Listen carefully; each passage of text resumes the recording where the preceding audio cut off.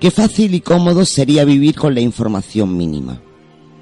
Qué fácil sería saber, simplemente, una cuarta parte de todo cuanto acontece en el mundo. A menudo pienso en lo feliz que sería sin saber nada de las atrocidades, los horrores que día tras día sufren muchos, demasiados, diría yo, seres humanos. Y si ya es horrible lo que ocurre ante la vista de todo el mundo, más salvaje, dañino e incomprensible es todo cuanto acontece de forma secreta y silenciosa, callada, oculta y obviada por casi todos.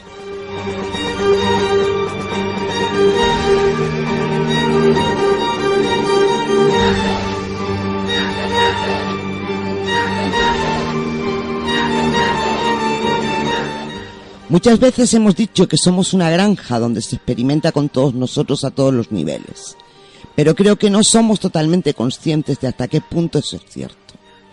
Por desgracia, cuanto más ahondamos, cuanta más información recopilamos, más nos sumergimos en un submundo donde la maldad es inmensa y la vida humana no vale nada.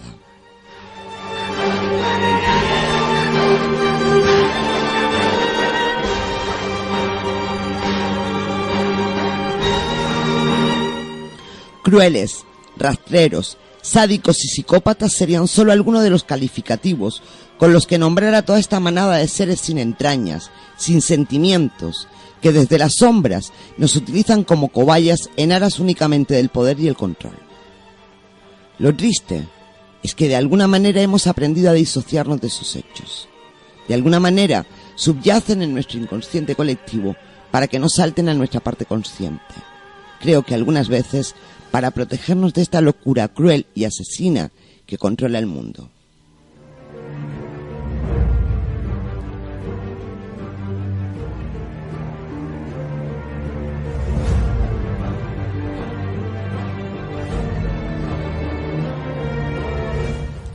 Todos conocemos, todos hemos oído hablar, por ejemplo, de las horrendas barbaridades cometidas por los nazis, pero por desgracia, todos las hemos asimilado y casi diría que olvidado. Y lo entiendo. Tendemos a borrar de nuestra memoria todo aquello que no podemos asumir, que nos cuesta creer y que nos hace daño. Pero los experimentos llevados a cabo durante la Segunda Guerra Mundial no son más que una pequeña muestra de la maldad y la locura que puede encerrar el ser humano.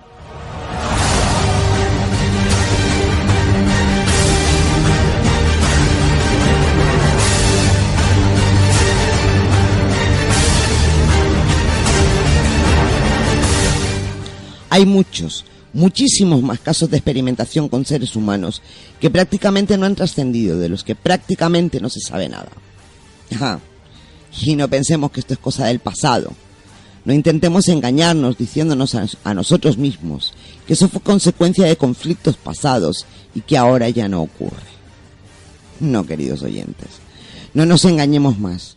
La élite, los poderes en la sombra, aquellos que realmente gobiernan en el mundo, nos ven única y exclusivamente como ganado, como un rebaño de esclavos de su propiedad, y como tal, nos alimentarán y cuidarán mientras sirvamos a sus planes.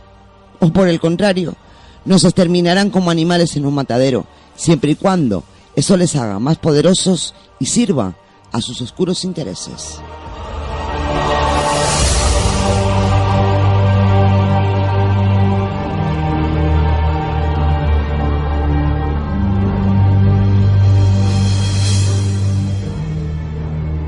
Esta noche intentaremos averiguar qué se esconde tras el lado más oscuro de la Agencia Central de Inteligencia.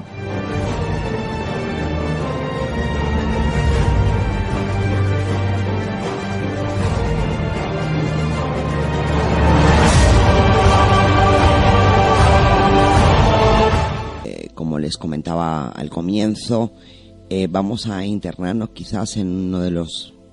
Digamos que la CIA tiene muchos lados oscuros, pues este quizás sea uno de los más oscuros. Se trata de dos proyectos que se llevaron a cabo sobre los años 50 aproximadamente. Son proyectos prácticamente desconocidos, sobre todo uno de ellos, el otro quizás les suene más, pero que nos da medida de que, como les decía yo en la introducción, de que si esto eran capaces de hacerlo en el año 51, 52, 56... ¿qué no serán capaces de estar haciendo en estos momentos? Les voy a contar la historia de un pueblo de Francia que sufrió en sus propias carnes uno de esos proyectos de la central de inteligencia. Después nosotros nos quejamos de los chemtrails. Bueno, pues yo creo que algo parecido intentaron hacer a menor escala en muchísimos sitios, ya repito, desde mitad del siglo XX aproximadamente. Por eso quiero que tengan muy en cuenta de que aunque hablemos de proyectos del pasado, lo utilicen como baremo para pensar en qué pueden estar haciéndonos en estos momentos y no ser conscientes, como se fue con el tiempo consciente de esos proyectos que ocurrieron en esos años. Ténganlo muy en cuenta, por favor, porque, repito, si en los años 50 eran capaces de hacer ese tipo de cosas, ¿qué con la tecnología que tenemos hoy en las manos, la que sabemos y la que no nos cuentan, qué no serán capaces de hacer en estos momentos? Voy a comenzar por una noticia que daba RT Actualidad el día 9 de septiembre del año 2015, es decir, el año pasado. Un artículo del que les voy a leer simplemente un pequeño extracto. El artículo se titula Los sucios secretos de la CIA. Experimentó Estados Unidos con seres humanos en Francia. Y a continuación, el pequeño extracto del artículo. Drogas, descargas eléctricas, células cancerígenas o gas sarín son solo algunos de los espantosos instrumentos con los que Estados Unidos perpetró macabros experimentos humanos durante la segunda mitad del siglo XX. En ocasiones estas pruebas inhumanas eran realizadas sobre sus propios ciudadanos, pero en otras su objetivo era localidades extranjeras enteras. Y se preguntan, ¿fue la CIA la responsable de la noche del apocalipsis, plagada de locura entre los habitantes de la ciudad francesa de Pont-Saint-Esprit? Creo que es para hacernos pensar, porque es que ya no solamente van en contra de su población, como ya hemos visto también en muchas otras ocasiones, sino que van incluso en contra de otras poblaciones donde no tienen por qué meter las narices. Pero bueno, por eso no me extraña que hoy en día a nivel mundial estén haciendo cualquier cosa de esas. Les cuento. El 16 de agosto del año 1951, la locura, una tremenda locura, se extiende por toda la ciudad francesa de Pont-Saint-Esprit, en el departamento de Gard. Aparentemente, en un principio, se achacó a lo que estaba ocurriendo, a esa locura que había invadido a esa ciudad. Se pensó que habían sido únicamente personas que compraron pan en una panadería en concreto y que esas alucinaciones eran provocadas por la presencia de una especie de hongo que ataca los cereales. Pero posteriormente se demostró lo contrario. Parece ser que la CIA estaba implicada directamente en la administración de LSD a la población en el marco de sus experimentos con humanos. Hablamos del LSD, aunque hay investigadores o hay incluso científicos que a día de hoy todavía no tienen claro con qué exactamente experimentaron los Estados Unidos en esa ciudad de Francia. Bueno, este es parte de un misterio, pero que lleva aparejado otro.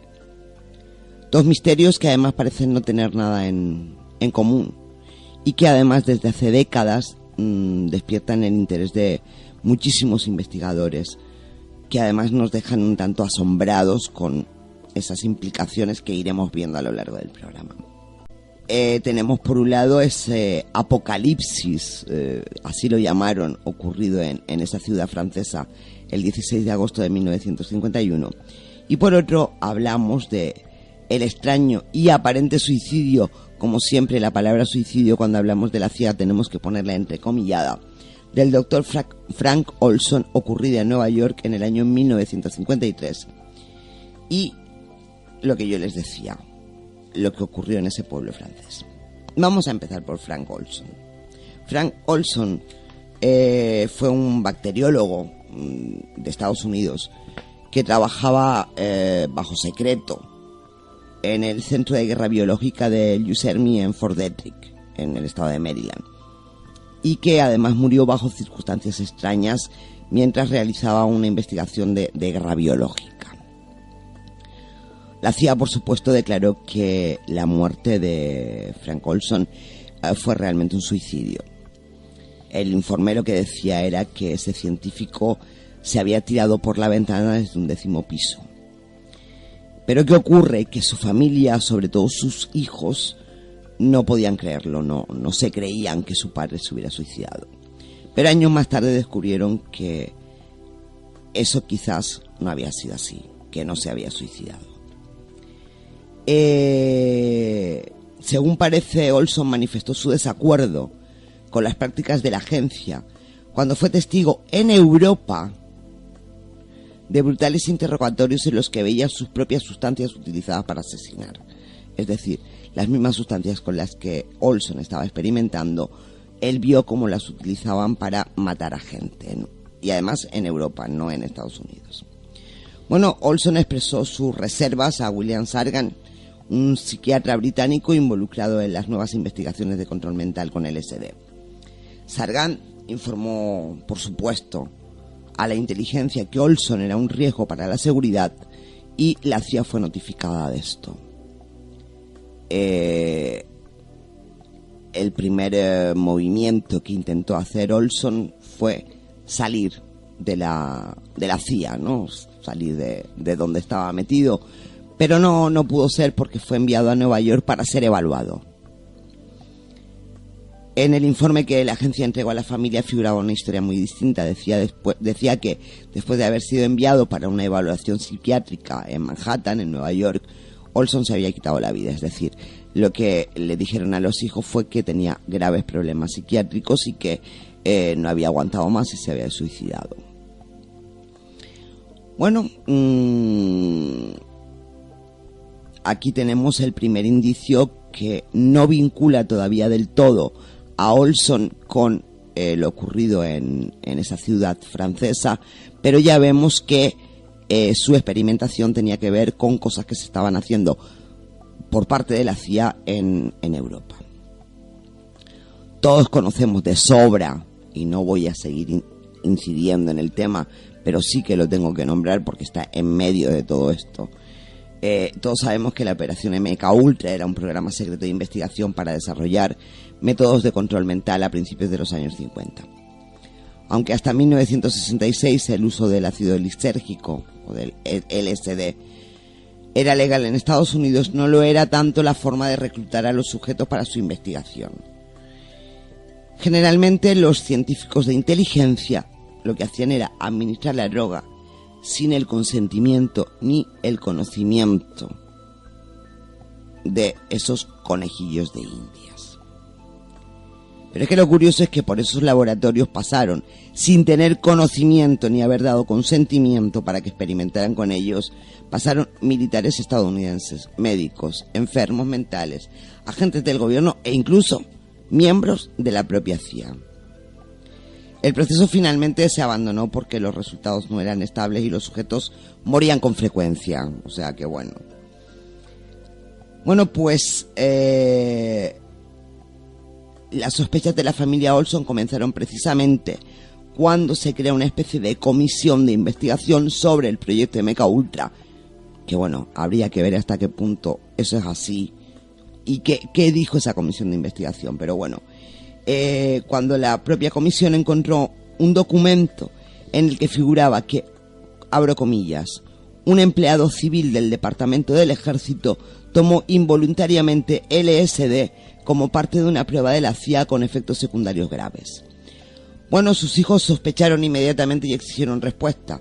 Tras muchos esfuerzos, lograron contactar con Vincent Rauget, el jefe de Olson en la CIA, quien les confirmó que Frank Olson era de hecho ese empleado civil que sale en el informe. La familia Olson decidió demandar al gobierno e incluso recibieron una disculpa personal del entonces presidente Gerald Ford. Sin embargo, ellos lo que querían era saber la verdad.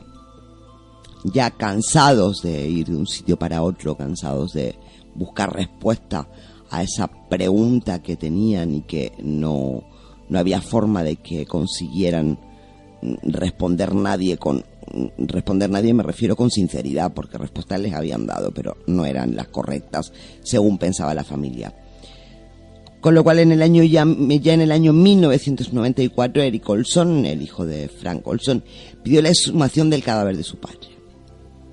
Y el equipo forense que practicó una segunda autopsia a ese cadáver encontró una evidencia significativa. Olson había sufrido un fuerte golpe en la sien izquierda antes de caerse o de tirarse desde ese 10º piso. Desde entonces, los hijos de Olson se han dedicado a reunir evidencias del presunto asesinato de su padre. Por su parte, la CIA admite que llegó a drogar a Olson, pero niega cualquier implicación en su muerte. La existencia de un crimen, de un asesinato, detrás de la muerte de Olson coincide, como veremos después, con los horribles acontecimientos que se produjeron en Pont-Saint-Esprit en agosto de 1951. ¿Y qué sucedió? Pues la extraña ola de locura ocurrida en Pont-Saint-Esprit afectó a más de 500 personas, provocando directamente la muerte de al menos 5 de ellas y dos suicidios.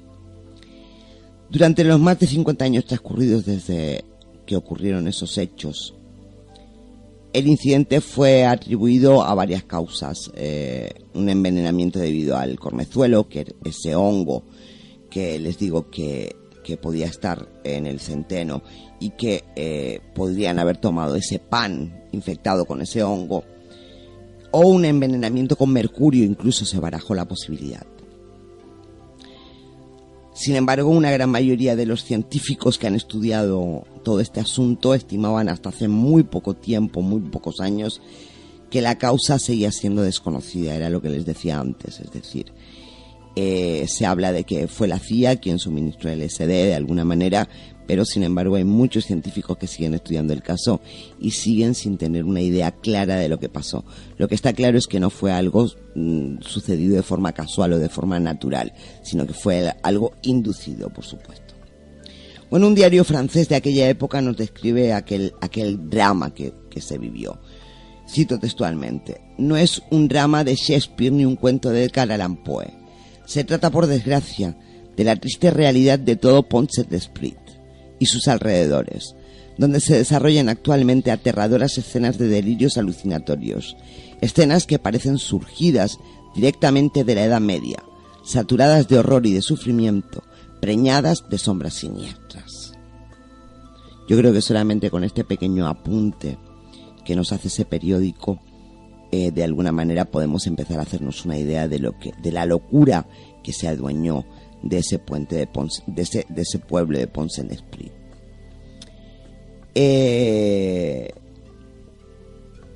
Un breve artículo en The Time Magazine y más tarde un importante periódico estadounidense hacían la siguiente descripción: entre las personas afectadas los delirios iban en aumento.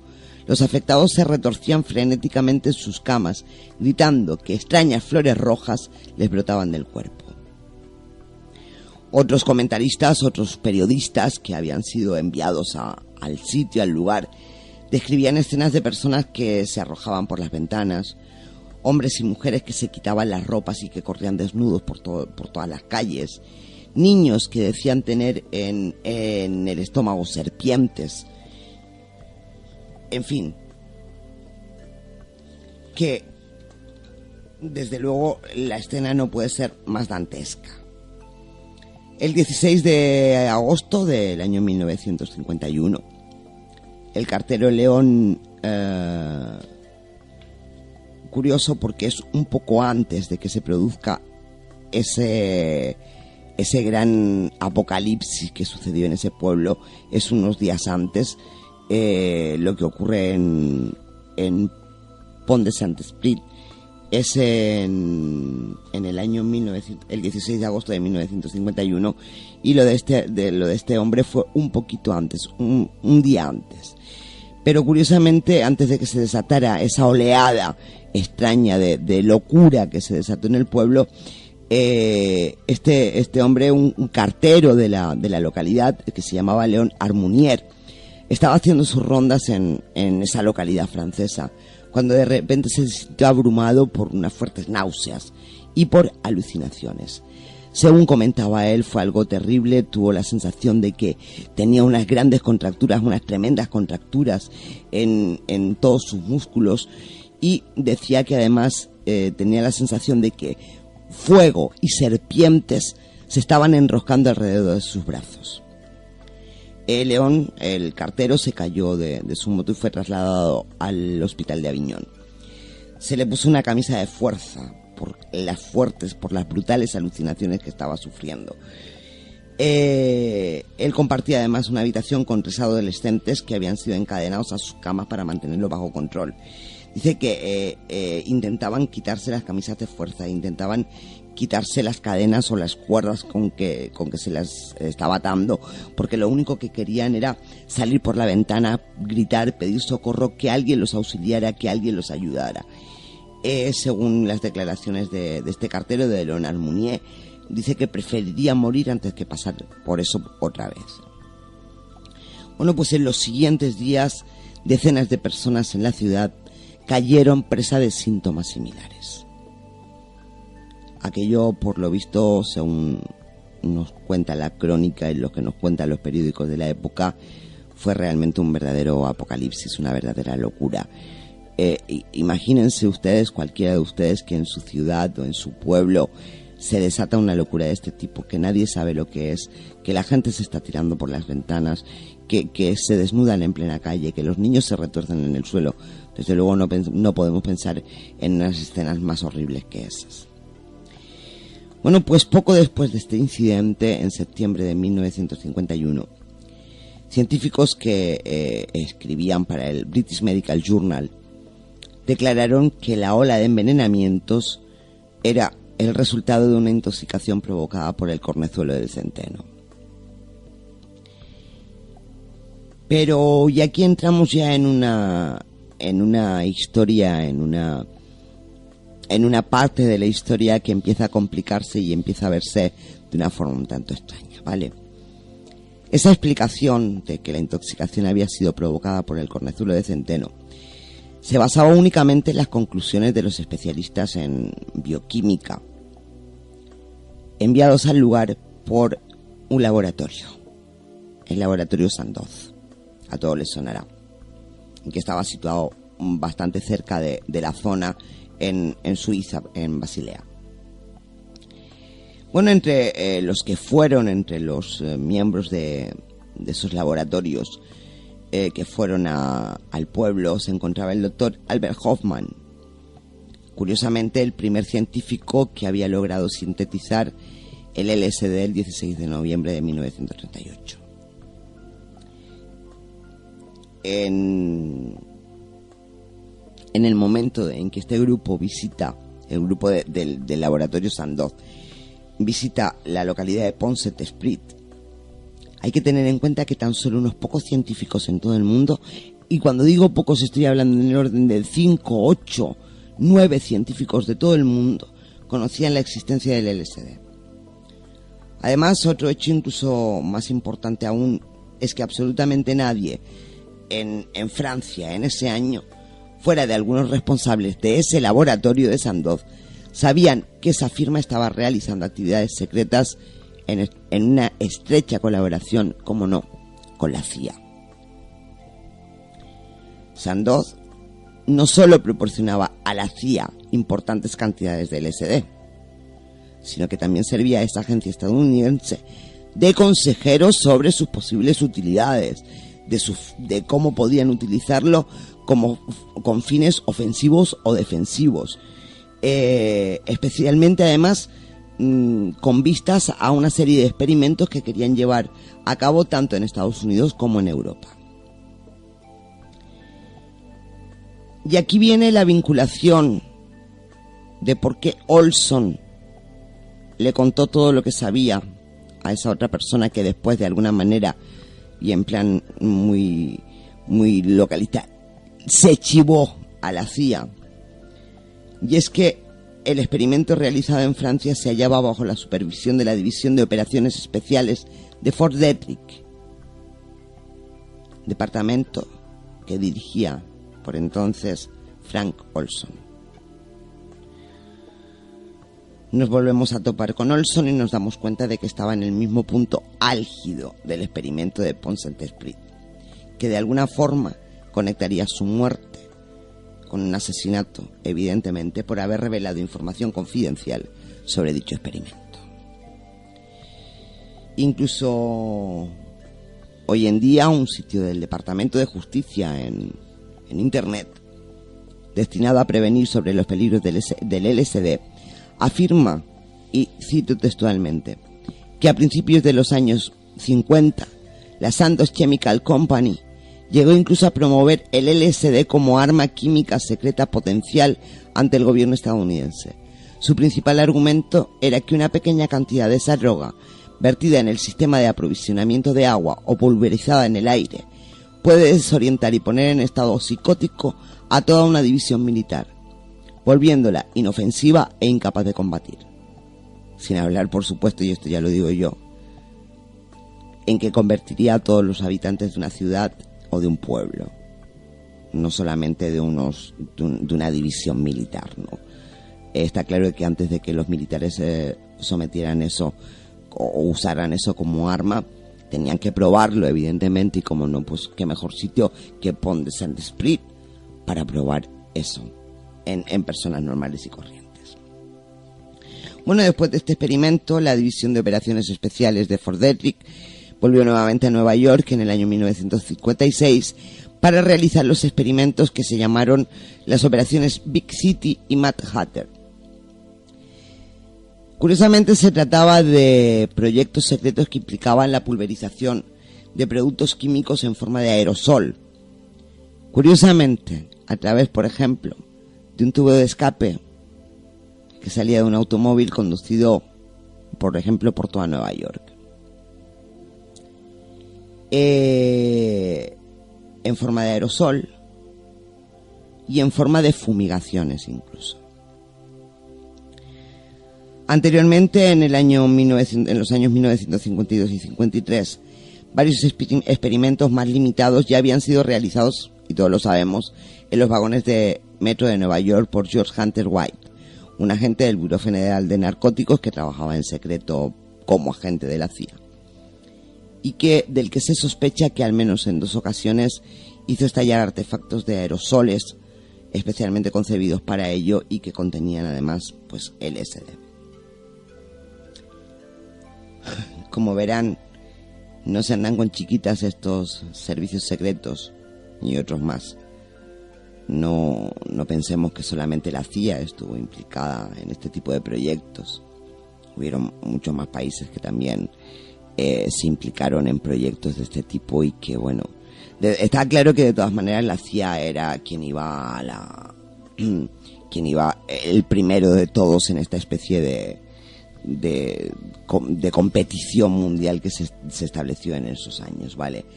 Pero sí es verdad que casi siempre fueron ellos los instigadores o metieron incluso las narices en proyectos de otros países.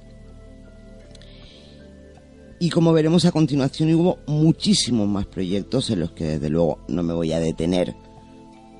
Primero porque no tendremos tiempo y segundo porque son cosas que ya hemos hablado en este programa, son otros proyectos y otros experimentos de los cuales ya hemos hablado. Pero sí hay uno más del que me gustaría hablarles por las repercusiones que pudo o que puede tener incluso a día de hoy en muchos de los hechos ocurridos a lo largo de las últimas décadas y que incluso pueden estar sucediendo en este mismo momento. Y quizás este proyecto les suene más, les llame más porque quizás lo conozcan un poquito mejor, pero sí que es muy importante porque de la misma manera que antes fumigaron pueblos en Francia con LSD, se supone, de la misma manera pueden estarnos fumigando en estos momentos con vete a saber qué, que nos sumerja quizás en ese estado de ánimo, Eduardo, del que hablábamos al principio del programa, ¿no? De desánimo total, de a veces es mejor tener a la población pasiva que no volverla loca, como hicieron en ese pueblo de Francia, ¿no? Bueno, yo lo que quiero es hablarles del proyecto Artichoke, iniciado también en el año 1951. Este extraño proyecto, porque es extraño de verdad, tenía como objetivo el desarrollo de una herramienta para crear lo que ellos llamaron el candidato Manchuria. Ellos lo que querían era una persona cuyas acciones pudieran ser controladas por la agencia, evidentemente, sin que la persona lo supiera. Una persona que podía ser utilizada para cometer un asesinato, un atentado terrorista, lo que fuera, y después hacerla olvidar todo acerca de lo que había hecho. Hay investigadores que han estimado que desde 1950 existe la posibilidad de que miles de ciudadanos americanos puedan haber sido mínimamente, aunque sea, utilizados en este programa secreto. Supuestas víctimas que hablan de los horribles experimentos como la utilización de drogas, hipnosis e implantes, así como la tecnología de microondas de última generación. Su meta era siempre la misma o es siempre la misma. De alguna manera, rasgar un poco el pensamiento racional y crear una especie de asesino programado. Lo que les acabo de comentar, aparte de las drogas, les he nombrado también la hipnosis y los implantes. Quizás esto incluso hasta podría explicar, tampoco me voy a meter en el tema a fondo en estos momentos, pero podría explicar algunas de las vertientes del fenómeno ovni. Quizás hay muchas cosas del fenómeno ovni, no digo todas, ni digo que de cada cosa el 100% sea falso, pero sí que hay cosas que quizás podrían explicarse como proyectos de control mental llevado a cabo sobre la población. Ahí lo dejo, quizás algún día hagamos un programa intentando vincular esas cosas. Bueno, el objetivo principal de este proyecto era generar una especie de doble personalidad en una persona, ¿no? La persona tendría una vida normal y además no se daría cuenta en absoluto de que existía un alter ego, una segunda personalidad. Este alter ego de alguna manera permanecería en silencio, permanecería callado, mudo, sin entorpecer para nada a la vida de la otra persona, porque estaría dominado por la agencia de inteligencia y única y exclusivamente cuando ésta lo decidiera, impulsado por un desencadenante que podía ser una imagen o que podía ser un sonido, ese alter ego llevaría a cabo una acción que ellos quisieran. Un robo, como decíamos antes, un asesinato, un atentado terrorista. Eso sí, sin que la persona que lo llevaba a cabo se diera cuenta. De tal manera que además, si en un momento determinado la cogían y la sometían a un interrogatorio, esta persona no podría contar nada en absoluto, porque esa personalidad, la normal por decirlo de alguna manera, no tendría ni la más remota idea de lo que su alter ego habría estado haciendo en otro momento determinado. El proyecto, por supuesto, requería del desarrollo de avanzadas herramientas de control mental.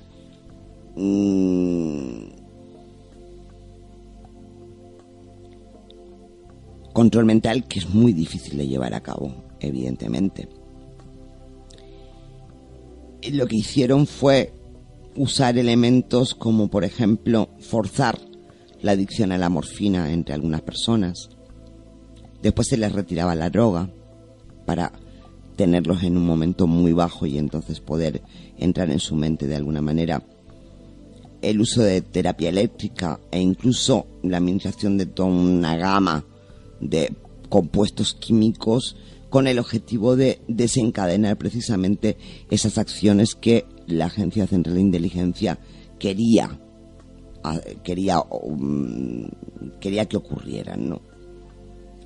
La hipnosis, que fue una de las primeras terapias que emplearon, una de las primeras fuerzas que emplearon contra esa gente o para intentar llevar a cabo este proyecto, y que en un principio además se consideró como la mejor o la más fácil precisamente para llegar al subconsciente de la persona y poder cambiar de alguna manera o hacer que naciera ese alter ego, se dejó de lado debido a su poca efectividad. Todos sabemos que se dice por ahí que aunque tú estés hipnotizado, si quien te está hipnotizando te ordena que hagas algo que va en contra de tu voluntad, en contra de tu ética, de tu moral, es bastante probable que no lo hagas o que dudes muchísimo en hacerlo. Y eso evidentemente no era lo que ellos buscaban. Ellos lo que querían era una personalidad que a ciegas y sin poner ningún reparo ni cuestionarse nada en absoluto, llevar a cabo la tarea que de alguna manera le hicieran realizar. No sabemos con exactitud, o no se sabe con exactitud, cuándo se canceló el proyecto Artichoke. Pues al contrario que en el proyecto de MKUltra, no hubo una revisión del gobierno norteamericano que revelara los secretos de la operación. Algunos afirman que el proyecto Artichoke acabó por convertirse en el proyecto MKUltra en el año 1953, mientras que otros dicen que siguió como algo independiente durante por lo menos una década más. Lo cierto es que si bien hoy tenemos acceso a documentos que en un momento determinado eran clasificados, está claro que a lo mejor de todo esto no hay el más mínimo documento, porque la CIA podría haber destruido todos aquellos documentos que mostraran hasta dónde había llegado la operación o los éxitos que esa operación había tenido. Al contrario que con el proyecto MKUltra, del que se sabe bastante, el lado más oscuro, el lado más macabro del proyecto Artichoke jamás salió a la luz. Bueno, y ahora voy a contar yo algo. Lleva siendo la de que hablaras un poquito. Bueno, en Estados Unidos hay 3 asesinatos por excelencia que han constituido y siguen constituyendo todo un misterio, a que muchos les gustaría encontrar respuesta sobre el misterio, sobre los que se han hecho diferentes películas, se han publicado bastantes libros, y me estoy refiriendo a los asesinatos de John Fitzgerald Kennedy, Uh-huh. al de Martin Luther King, Sí. y al de Robert Kennedy. Uh-huh. Y yo ahora voy a hablar brevemente de Robert Kennedy. Todos recordaremos que Robert Kennedy, después del asesinato de su hermano, de John Fitzgerald Kennedy, que era el presidente de Estados Unidos, Robert Kennedy, que además formaba parte del equipo de John, además del cual todo el mundo hablaba bastante bien en los círculos cercanos en cuanto a capacidad de trabajo, inteligencia, firmeza, en cuanto a constancia. Había incluso quien decía que como presidente hubiera sido mucho mejor que el hermano. Ya. Pero bueno, también esto puede pertenecer a la parte, ahora no me sale la palabra, a la parte más bonita, o que quieren dar la mejor cara. Sí, sobre todo la que se crea después de que alguien ha sido asesinado. De que alguien vale, sí. Pero bueno, el hecho es que a raíz de que John Fitzgerald Kennedy muere, pues su hermano decide entrar en la carrera electoral. Para ser el siguiente, para acceder al puesto de presidente de Estados Unidos. Se inicia la carrera y además de una manera meteórica, pues todo apunta a que va a ser el gran, no es que vaya a ser ganador, va a ser el gran ganador de las elecciones. Bueno, pues el viernes 5 de junio del año 1968, Robert Kennedy se encontraba en el Hotel Ambassador de Los Ángeles, y allí estaba pues reuniendo apoyos para su campaña presidencial.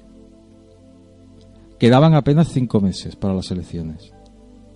Al acabar la reunión, la gran cantidad de público que lo esperaba a la salida hizo que su servicio de seguridad decidiera sacarlo por otro lado, Sí. por lo que se dirigieron hacia las cocinas del hotel. Y fue allí donde encontró la muerte. 3 disparos a quemarropa del palestino Sirhan Bishara Sirhan acabaron con su vida después de una larga agonía de 24 horas. Nunca se sabrá cómo consiguió entrar en la cocina el asesino, ni cómo supo o pudo prever el cambio de planes y de que Robert Kennedy fuera sacado a través de la cocina en lugar de la puerta principal, que era por donde iba a salir. Bueno, pues Robert Kennedy sufre 3 impactos de bala. Uno en la cabeza, otro en la axila y otro en la base del cuello. Pero en total se realizan 10 disparos. 10. Aparte de Robert, hubo 5 heridos más, uno de ellos con 2 tiros, 10 balas y sin embargo la pistola de Sirhan tenía un cargador de 8. Supuestamente había 2 armas y por tanto 2 asesinos. Ya. Pero aquella línea de investigación no se continuó. Hubo paneles de la cocina en la que se incrustaron las balas y cristales rotos que se perdieron como pruebas. Sirhan, cuando fue interrogado por un psicólogo, no recordaba nada de lo ocurrido. Solo acertaba a escribir matar a Kennedy, como si fuera una reacción autómata. Esto, pues bueno, para todos los amantes de las teorías de conspiración, lo único que hacía y lo único que hizo en ese momento, porque ya empezó la historia, era indicar que Sirhan estaba programado. Teoría que además se reforzó cuando se supo que 2 años atrás Sirhan había tenido un accidente por el que fue internado en un hospital y que cuando salió de él todos sus conocidos decían que estaba totalmente cambiado.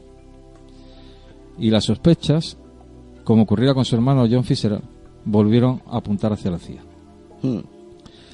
De nuevo, además, para redondear ya la historia, los presentes hablaron de otros 2 personajes desconocidos que estaban en la escena del crimen, de un hombre rubio y de una mujer con un vestido de lunares. Varios testigos coincidieron en ese punto, pero tampoco se encontraron a esos 2 sospechosos. Y además, una 4ª bala se quedó en el abrigo de Robert, sin llegar a impactarle. Era imposible que un tiro directo no lo atravesara. El disparo de la cabeza demostró que había sido hecho a quemarropa, a escasa distancia. Y sin embargo, Sirhan se encontraba a más de 1 metro en el momento de disparar, según las imágenes. Tan solo Sirhan fue acusado de este atentado,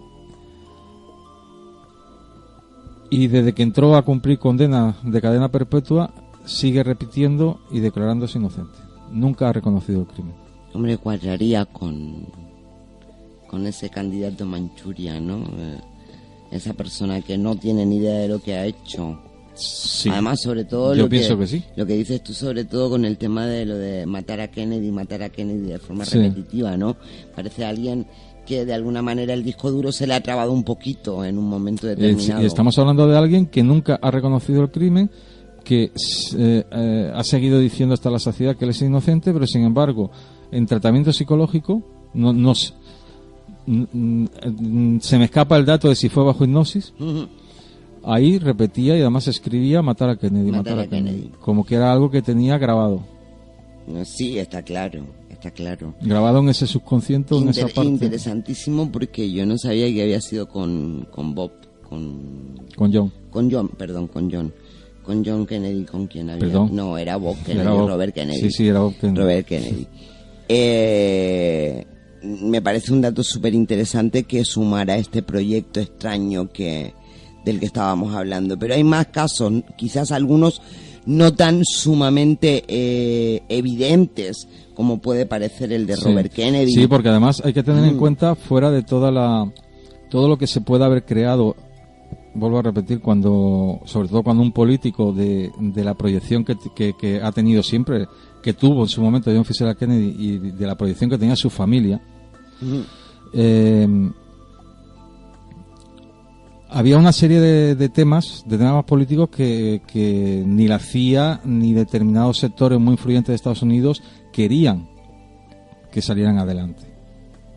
Ellos, por ejemplo, una de las cosas que estaban luchando, o sea, por lo menos era en sus declaraciones, era uno de los temas donde más insistía era en la desarticulación del crimen organizado que había en Estados Unidos.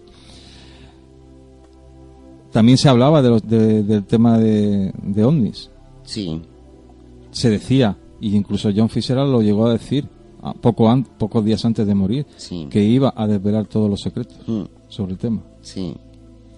Hay quien dice que fue uno de los motivos por los que murió. Yo no creo que fuera única y exclusivamente por eso, pero sí que dicen que fue uno de los muchos motivos que se acumularon para acabar con JFK.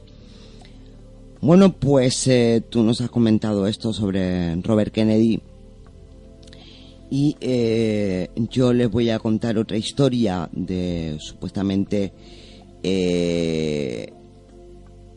Timothy McVeigh, y la explosión de Oklahoma, lo que se dio en llamar la explosión de Oklahoma.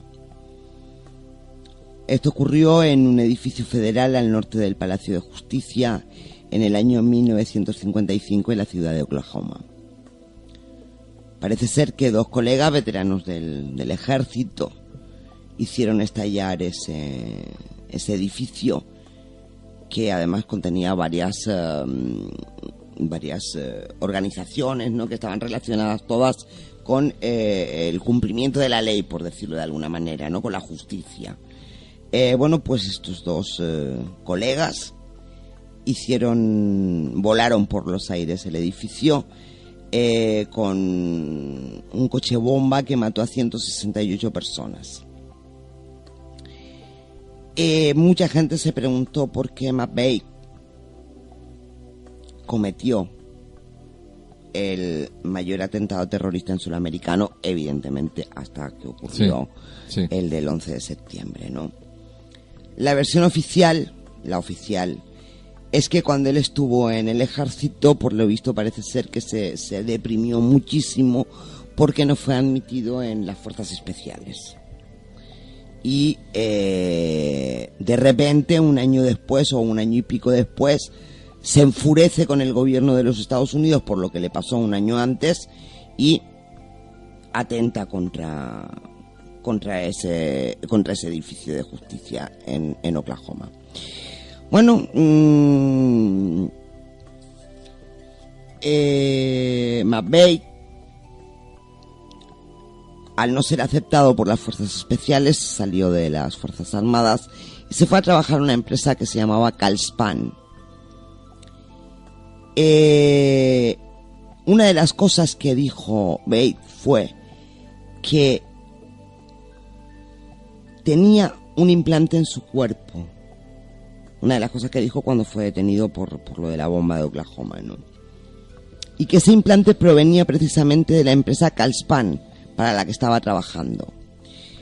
De hecho, curiosamente, era una empresa que había firmado de una forma totalmente secreta un contrato con el gobierno de microelectrónica. Curiosamente. Sí. Bueno, el Boston Globe, por ejemplo, entrevistó a los más íntimos amigos de McVeigh y los amigos le comentaron que McVeigh no hacía más que repetir días antes de ese atentado que él había sido implantado por el gobierno, que tenía un implante puesto por el gobierno y que él no podía seguir soportando las cosas como estaban, ¿vale? Bueno, pues aquí viene la pregunta. Lo que se preguntan los investigadores es que si esa empresa, si Calspan, podía ser una ubicación de este proyecto del candidato Manchuria, y si McVeigh podía ser realmente un candidato Manchuria implantado, porque no solamente se hacía por medio de órdenes o por medio de tal, sino también por medio de implantes que se les ponían a los ciudadanos. Entonces, bueno, queda la duda de si también McVeigh pudo de alguna manera atentar de forma, digamos, programada hacia ese edificio de justicia. Bueno, hasta aquí estos 2 proyectos de los que les hablaba, de estos 2 casos impactantes. Uno de ellos a mí me impactó mucho, el de Francia, el de Port de Saint-Esprit. Me impactó pensar en esa especie de, como decía al principio, de apocalipsis que se movió durante unos días en ese pueblo, de cómo murió gente sin necesidad de que hubiera muerto, y de cómo poco a poco se fue descubriendo, se fue desvelando poquito a poco cómo los Estados Unidos, cómo la CIA en particular, estaba detrás de todo esto. Y hemos hablado de este otro proyecto que lo que se buscaba era lo que se denomina el candidato Manchuria. Y ustedes se preguntarán, como me he preguntado yo, me imagino que también se lo preguntarán ustedes. nadie tiene un control sobre la CIA. Nadie controla qué es lo que esta agencia de inteligencia hace y deshace a su antojo. Bueno, pues teóricamente debe de haber alguien. Sí. Una última cabeza. Sí, pero bueno. Que además eso me recuerda de lo que comenté antes del caso de los Kennedy. Cuando John Fitzgerald era presidente, unos días antes también del atentado que acabó con él, que en un discurso él llegó a decir algo así, como que el pueblo norteamericano pensaba que, siendo Estados Unidos uno de los principales o el principal país del mundo, que su presidente sería libre para actuar y tomar decisiones, pero que no era así. Ya. Que él no tenía libertad para hacerlo y que iba a contar toda la verdad de cómo funcionaban las cosas. De cómo funcionaban las cosas, efectivamente. No las llegó a contar. No lo dejaron que las contara, está claro. Bueno, pues sí ha habido intentos de controlar la CIA. Por intentarlo no ha quedado, ¿vale? Hace unos 30 años aproximadamente, en un efímero intento de llevar un control sobre esa especie de mal endémico en la CIA, ¿no? De que siempre derivar hacia esos cauces extraños. El gobierno de Gerald Ford creó el Consejo de Supervisión de los Servicios de Inteligencia del presidente. Tenía que ser una especie de guardián civil, no de guardia civil, sino de guardián civil, que no estuviera implicado pues en ejército ni nada por el estilo, y que debía de alguna manera supervisar a la agencia. Una orden ejecutiva del presidente Ronald Reagan en el año 1981 lo convirtió en una especie de figura permanente, ¿no? Es decir, un grupo de personas que debían de alguna manera controlar de forma oficial a la CIA, ¿no? Y en 1981 Ronald Reagan les dio la misión de identificar violaciones de la ley por parte de la CIA. Durante 5 gobiernos anteriores, miembros del Consejo, todos civiles además, y no empleados por el gobierno, informaron activamente sobre algunas de las operaciones más secretas de la CIA y que parecían violar los límites legales. Durante cinco gobiernos, ¿vale? Sin embargo, el 15 de julio del año 2007, John Solomon, del Washington Post, informó que durante los primeros 5 años y medio del gobierno de Bush, por eso les digo que hay que tener en cuenta que estas cosas pueden estar pasando hoy en día, quizás a otros niveles y con otra tecnología. Repito, que durante los primeros 5 años y medio del gobierno de Bush, el Consejo de Supervisión de los Servicios de Inteligencia no hizo nada. Ninguna investigación, ningún informe, no se interrogó o se habló con los funcionarios de la CIA, no hicieron absolutamente nada. Es decir, que durante esos 5 años y medio no vieron ningún motivo para investigar los métodos empleados por la CIA. En especial, no vieron ningún motivo para investigar los métodos de interrogatorio que empleaba los agentes de la CIA en prisiones, digamos que más o menos secretas, ¿no? O la transferencia, por ejemplo, de prisioneros a países que utilizaban la tortura. Tampoco pareció interesarles demasiado a estos guardianes civiles las escuchas telefónicas no autorizadas por un tribunal federal.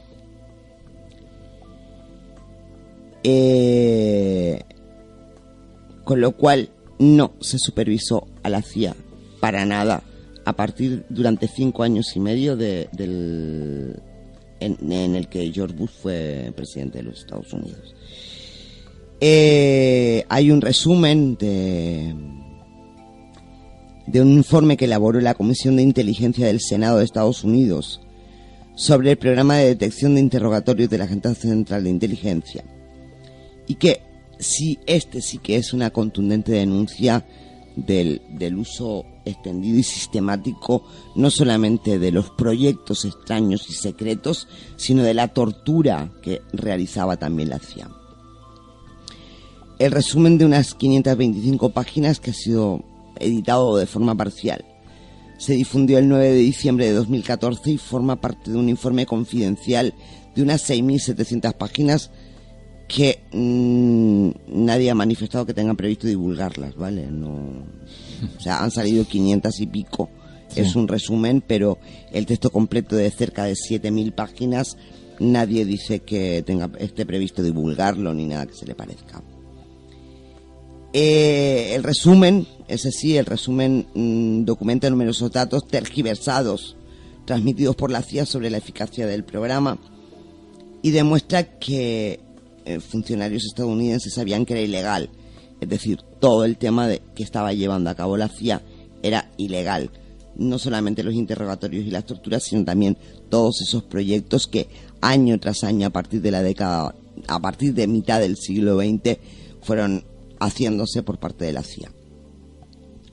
Pone de manifiesto la necesidad, además, de que el gobierno estadounidense divulgue oportunamente el informe completo, refuerce la supervisión de la actuación de la CIA e investigue y juzgue por las vías correspondientes a los altos funcionarios responsables de todos esos programas. El resumen concluye diciendo que los abusos de la CIA fueron mucho más cruentos, sistemáticos y extendidos de lo que se había informado hasta ese momento. Que muchas de las técnicas utilizadas en interrogatorios e incluso en investigaciones de la CIA excedieron la autorización del Ministerio de Justicia, es decir, el Ministerio de Justicia no se enteró, el Departamento de Justicia no se enteró de nada de lo que estaba haciendo la CIA. Y que además la CIA comenzó a utilizar una serie de técnicas, tanto de interrogatorios como de proyectos, para usar en proyectos, muchísimo antes de que nadie les hubiera dado autorización. Esto me lleva a pensar que de alguna manera ellos se gobiernan solos. Me refiero a la CIA. Más o menos. O sea que... y poco más les puedo contar, porque lo que está claro es que la CIA lo que pretende es que el Departamento de Justicia se comprometa o se comprometiera en su momento a no proceder penalmente en ningún momento. No. Es decir, estaría bueno. Que faltaría más, por favor, cómo se van cómo los van a declarar culpables de algo. Yo quiero hacer hincapié porque los casos porque claro, es lo que se va desclasificando y por eso podemos hablar de ello, porque nos llegan algunas noticias, pero quiero que tengan muy en cuenta, en manos de los psicópatas en los que nos encontramos, porque esto que ahora se ha desclasificado y podemos tener acceso a eso muchísimo tiempo después, pienso que quizás no sea nada en comparación con lo que puedan estar llevando a cabo no solamente la CIA, porque ya no hablamos única y exclusivamente de la CIA, ni muchísimo menos. Estamos hablando de muchísima más gente, sí, de muchos más países y de muchas más historias. Hay muchas cosas que uno no entiende, pero que empieza a indagar, a investigar para los programas y empieza a saber pequeños puntos que todavía no sabes si unirlos o no, pero que empiezan a dar la forma de un dibujo. Me estaba acordando ahora mismo la racha que tuvimos de aviones desaparecidos, de aviones estrellados porque el copiloto intentó suicidarse junto con el pasaje, sí, de aviones derribados por cazas rusos o vaya usted a saber, en fin. Yo no quiero decir que esto tenga algo que ver con un proyecto de control mental por parte de la CIA, pero tampoco puedo descartar que ahí haya habido una mano negra que haya metido mano ahí. Y como hablo de eso, hablo de lo que comentábamos al principio, de esas sensaciones de cansancio, de apatía tremenda, total y absoluta. Muchas veces nos preguntamos, y he hablado con algunos de ustedes, incluso algunas veces por teléfono, y hemos comentado muchísimas veces: ¿por qué la gente no despierta?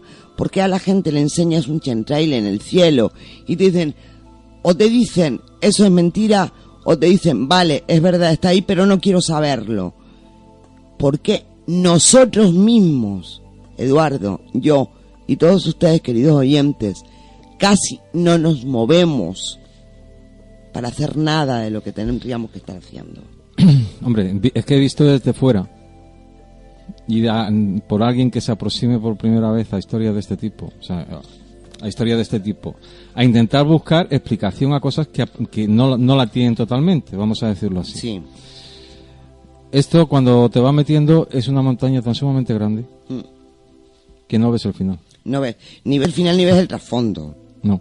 Porque yo te he puesto el ejemplo de los aviones.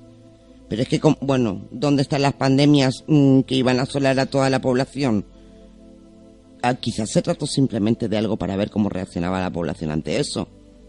Sí, y de paso hacer negocio. Y de paso, hombre, por favor, los negocios que nos falten. Fíjate tú, cómo en el caso, curiosamente, de Francia, estaban los laboratorios Sandoz, que eran los que proporcionaban el LSD a la CIA. Ya. Es decir, es todo un conglomerado, es todo una cadena, una serie de eslabones que yo creo que despertaremos de golpe a base de bofetadas el día que consigamos unir, aunque sean 2 o 3 de esos eslabones.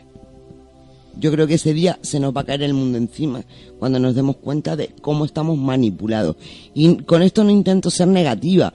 Yo quiero comentarles que yo veo una vida normal y corriente. Salgo con mis amigos, charlo con la gente, tengo a mis hijos, Pero eso no es que no me influya, pero sí intento tenerlo presente, pero sin que me obsesione.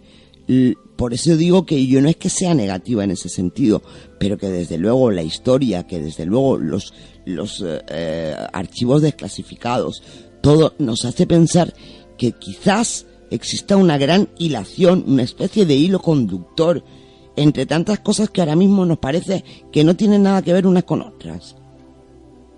Y que sin embargo podrían estar de alguna manera conectadas. Sí.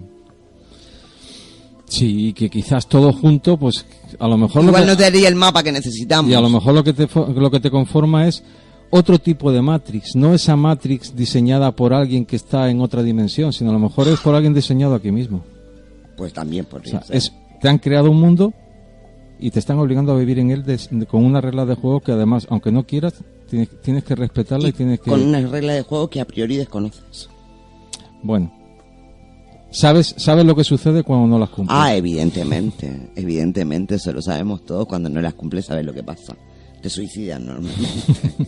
Te suicidan, te echan una mano y te suicidan. Bueno, pues esto ha sido todo esta noche. Esperamos haberles abierto un poquito más los ojos. Repito, no queremos meterles miedo con esto. Queremos simplemente que estén informados y que con distancia piensen en lo que les contamos, piensen en la información que les estamos dando, que unos pueden estar de acuerdo, otros no, cada uno está en su derecho de opinar libremente lo que quiera, pero sí que por lo menos, bueno, prestarle un poco de atención a todas esas historias para ver qué podemos sacar de ellas y qué hilación podemos ir haciendo. Y hace muchísimos años, pero muchos, dije, refiriéndome en aquel momento en particular al fenómeno ovni, pero hoy hago extensivo a todo lo que está ocurriendo en este mundo, que la cuestión es que entre todos pensemos, que entre todos hagamos algo. Yo siempre decía que estoy convencida de que cada uno tiene en su mano una pieza del puzzle. Si fuéramos capaces en un momento determinado de unirnos y juntar todas las piezas, probablemente sabríamos qué es lo que se esconde detrás del puzzle. Y como les decía, hasta aquí el programa de esta noche, así es que no me queda sino, Eduardo, darte las gracias por haber compartido este rato de radio con nosotros. Como siempre ha sido un placer. Y como no, darle las gracias como siempre a todos ustedes, queridos oyentes, por una noche más habernos sido fieles. Y me despido diciéndoles lo que les digo siempre, que no nos crean a nosotros, que busquen, que indaguen, que se documenten, que lean y que a partir de ahí saquen ustedes sus propias conclusiones.